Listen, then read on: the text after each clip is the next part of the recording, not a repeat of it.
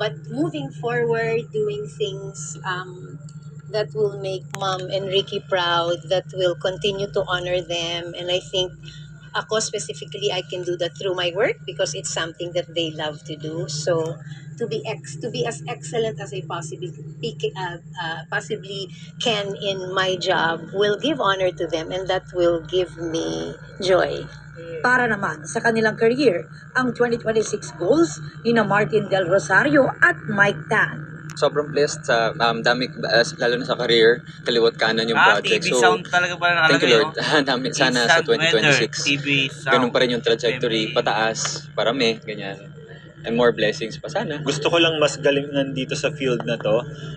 Syempre, I'm praying na maging successful itong House of Lies. Dahil marami raw siyang na-achieve noong 2025 sa larangan ng pag-arte, kabilang ang pagkapanalo ng awards here and abroad, looking forward